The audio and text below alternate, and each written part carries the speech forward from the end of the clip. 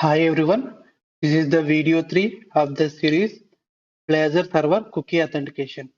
Okay, in the part 1 and part 2, we have created authentication tables and we have implemented the user registration. So in this video of the series, we are going to write the login logic for the user authentication, and also we are going to configure the cookie service for authentication, and also we are going to use the Blazor authorization plugin for enabling the authentication. Okay, so here is our project. Let's continue coding. So first thing is, for any user authentication, we have to validate the user password hash, right? So let's write a small private method where I can validate the user password against the database password, that is hashed one. Okay, so let's me create a one private method.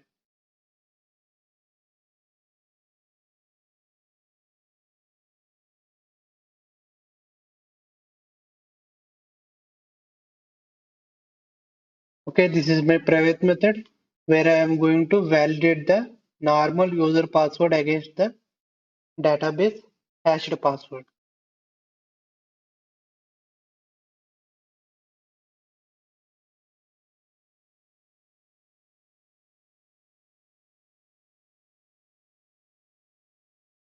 So we know that our DB password is stored as base64 string, right?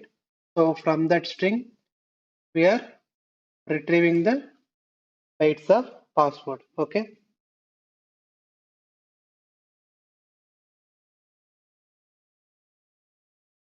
So let's declare a new variable like salt of byte 16 bytes. Okay.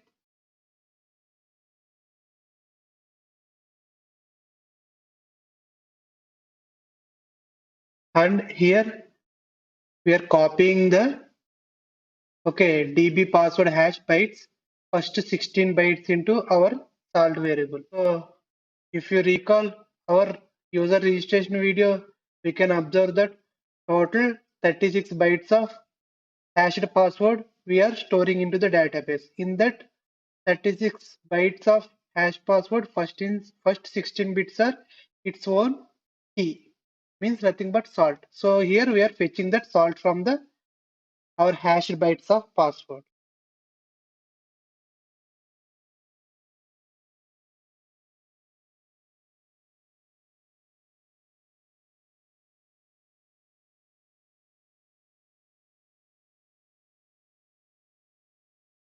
So we already know the salt, right?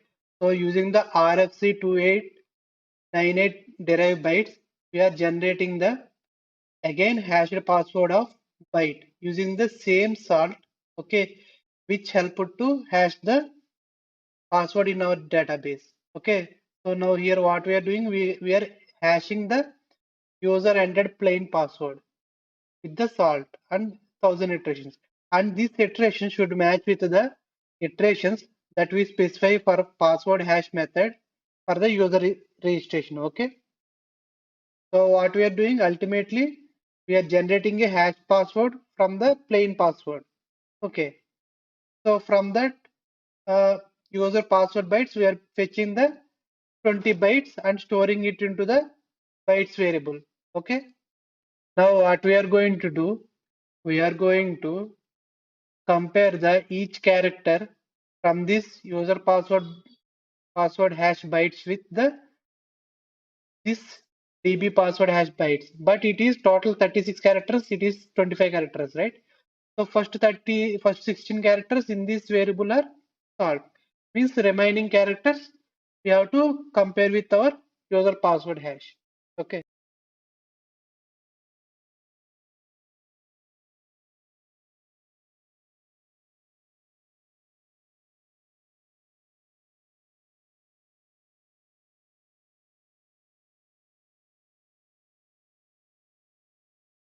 So here what we are doing, here iterating loop for 20 times because our password is 20 character length. Now here we are comparing with the DB password, but from where? After the 16 bytes, because first 16 bytes are solved, and with the our newly hashed password. If every character is matches, then this if condition won't execute and our final output will be written true. That means our password entered by the user is a valid for the authentication. Okay. So that's all about our validate password hash method. Now let's create a VM for our login. So in the models folder, inside of the auth folder, let's create a new view model like login.vm. Sorry, loginvm.cs. So this is our view model for login. So let's add properties. Okay, after adding properties, our login VM looks like this. Now let's add our main method for user authentication. So go to account logic and let's add a method.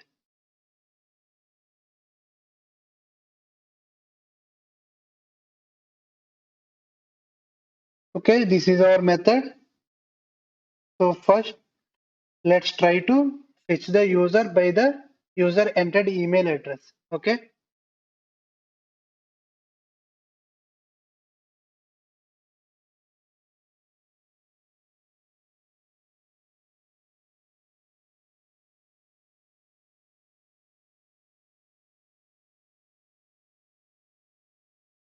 Okay, here fetching the user by the user email address. Now, if user object is empty, means user doesn't contains with that email in our database, then return message like invalid credentials. Okay. If user exists, then we have to validate the user password against our database password. For that, what we can do? If validation password and its first parameter should be user entered password from our form, that is login password, and second will be our database password, so password hash. Okay, so valid password will return true when the password matches with the database password. So we have to write a condition like contradict. Okay, means password is not valid, then we have to return again same message, invalid credentials. So if password also matches, that means that is a valid user. Then we have to prepare login cookie. Okay. So for that, we have to first prepare. Let's first prepare the claims for the user.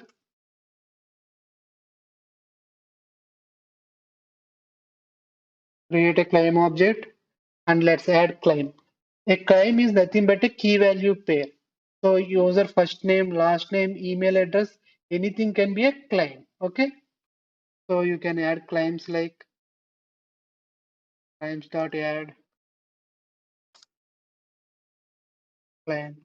And here there are few default claim types.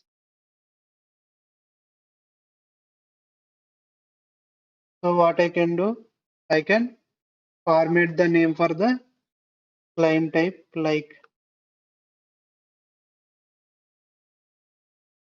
okay, and I will add one more claim like email.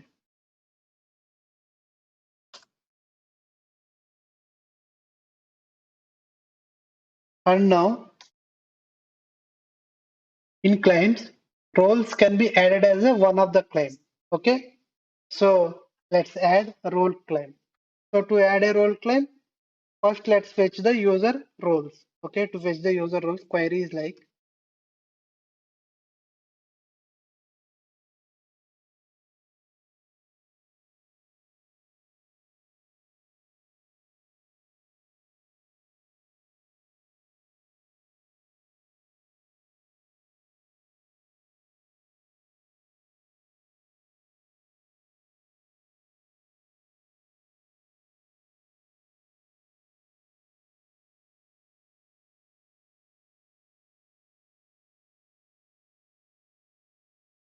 So here is our query like I am joining user roles with roles so that I can fetch the user ID and the username by using the user ID condition. Okay. Now let's add all the collection of roles into our claims. Okay. So let's add a for loop to add all the role claims.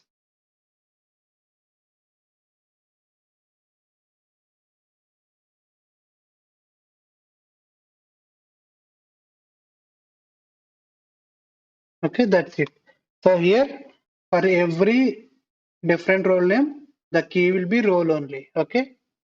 For claims to add role claims, we have to add a claim like this by looping it. Okay. Now let's create a claims identity object. And our authentication type is cookie authentication, right? We can specify like cookie authentication. Okay, let's import the namespace and authentication scheme. It will just adds the name like cookie authentication. It's defined the it is a cookie authentication claim process. Okay, and let's initialize a empty authentication properties.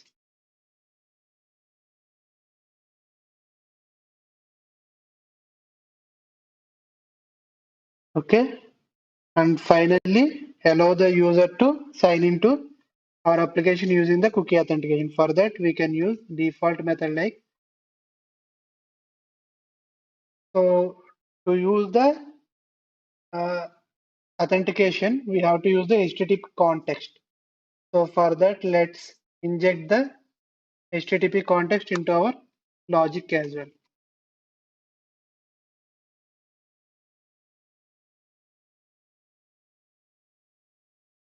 Okay, now using the HTTP context, we can sign in the user that will create the cookie, authenticate to cookie.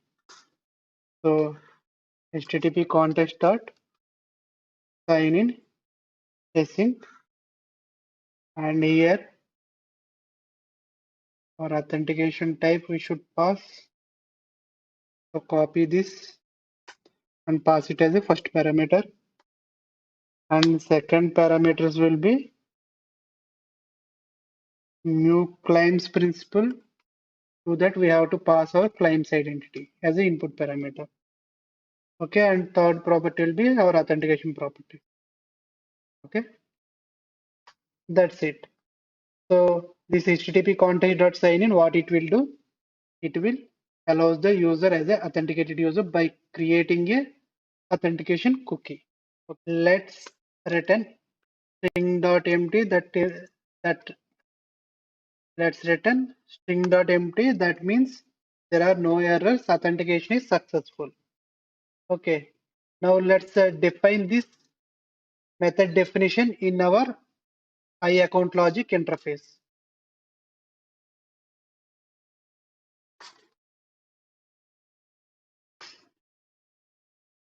So now create treasure pages for our login.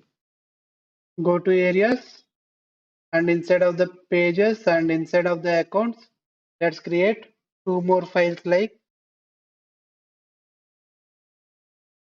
login.cshtml. It is a view file, and let's create also model file login.cshtml.cs. Okay, this is our login model. Now as a first step, let's inject the HTTP context into our constructor and also inject the account logic into our constructor.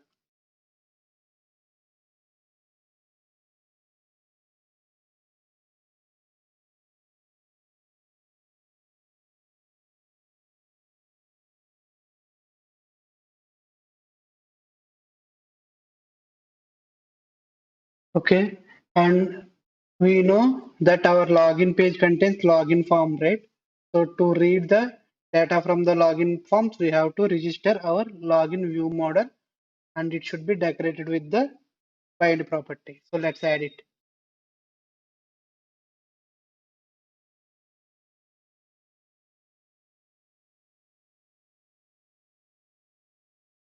Okay, this is our login form model. Now let's add a small property which is of type string. It helps to it helps to display the error message of the user authentication. So now let's create the on get async method of the Razor pages. So this on get async method is invoked for HTTP GET request. Okay.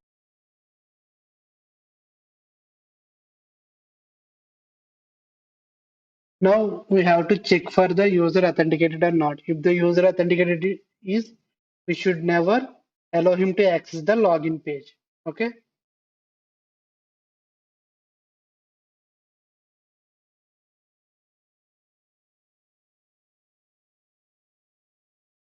So authenticated user redirected to home page, or else we are going to show the login page form. Okay. Now let's configure our login form.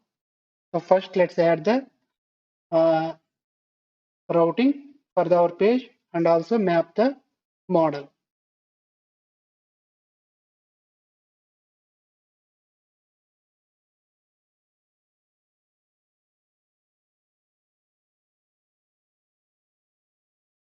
Okay. To save some time, let me copy paste the some HTML code to add the login form. Okay, this is our form, and here you can observe one div conditionally displaying the error message. So if the authentication fails, we are going to display the error message. For that, we are checking the property we have created, right? Error message. So we are going to use that property. And below that, here we can see a small form with the two input fields, one for entering email and one for entering the password. Okay, and here you have to remember one thing, that ASP for is a razor pay syntax where you have to specify the login form and its property. Login form and its property. So login form, what is this login form? This is our object we have initialized here for our model binding, so that it can read the data entered into this input field directly into this object. Okay, and next, here we can observe form is specified and post is specified. So now the thing is, we have to write our logic regarding the on post async which gets executed for the post request. So let's write the method. This is my method. First let's try to authenticate the user. Okay, so error message equal to await account logic dot login user login, and here we can pass input parameter my login form. Okay, if string dot is null or empty means we got some error message, then we will show the same page on that, on page of the login form we have added error message display div, right? So that will be displayed. Okay, we'll simply return page if there is some error happen. If nothing is there, then we will redirect the user to home page. Okay, that is our post async method logic. Now let's configure the cookie services in our program.cs file. For that, go to program.cs. Okay, and here let's register the service like builder.services.add authentication, and here we have to specify the cookie authentication default scheme name. So what I will do, I will copy that name from here. Okay, so this is name nothing but we are doing cookie authentication. We have different types of authentication like cookie authentication, identity authentication, right? So those can be differentiated by the names. Okay, so here we have specified we are about to use cookie authentication, and we have to configure the add cookie service. Let's import the namespace. And in the add cookie, we can specify our cookie expiration. So I will specify like my cookie expiration for 20 minutes. Sorry, for days we can use cookie, right? I will specify like 5 days. If you want minutes and hours also, you can specify here time. Okay. And now just add the middlewares like add authentication and add authorization above the app use routing. Okay. Use authentication app.use authorization. Okay. To integrate authentication or user information into our Blazor components, we have to install one additional library, that is, okay, we have to install a library like NuGet like Microsoft.ASP.NET Core.Components.Authorization. Okay, this is for Blazor server or Blazor WebAssembly. Okay, let's install it. Okay, after that, let's go to app.Blazor component.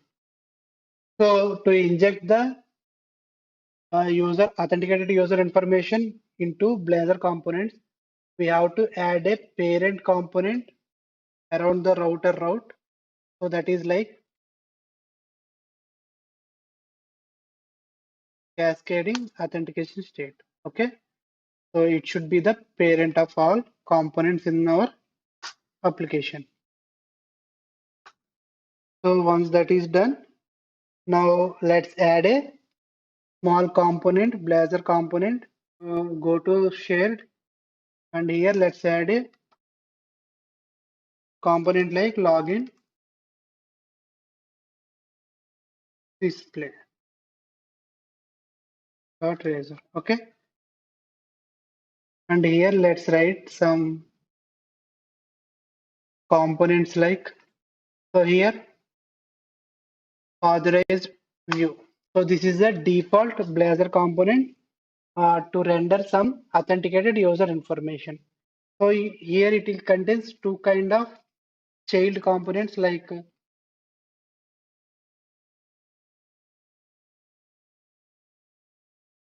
authorized, okay, and another one is not authorized. Okay, so in the authorized, what I can do, I will add a and tag, and here I want to display my authenticated user information, something like name. So what I can do here, authorize view have a property like context, okay, dot user dot identity hyphen I can specify name. So only when the user is authenticated, in that case only this block will be executed. If not authenticated, this block will be executed. So in this block, what I will do, I will give the links for my registration and the login.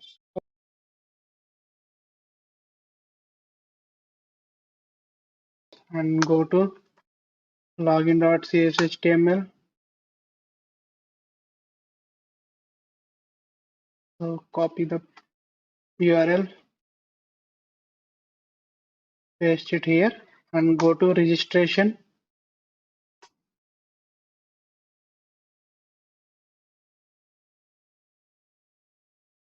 and paste here. And now let's render this component onto our menu. Main layout.razor, and here let me add my new Blazor component, that is login display. Okay, that's it. We are done with the user authentication. Let's run the application and try to log in with valid credentials.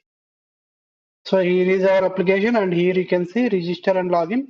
If you click on register, you can see registration form, and if we click on login, we can see the login form.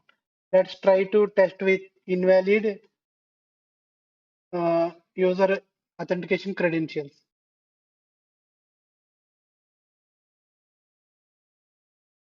See, our validation error is failing. So let's give the valid credentials.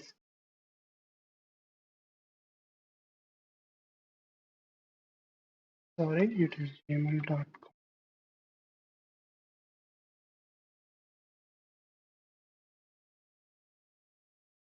See, I am successfully authenticated, and here you can see my name, user authenticated name.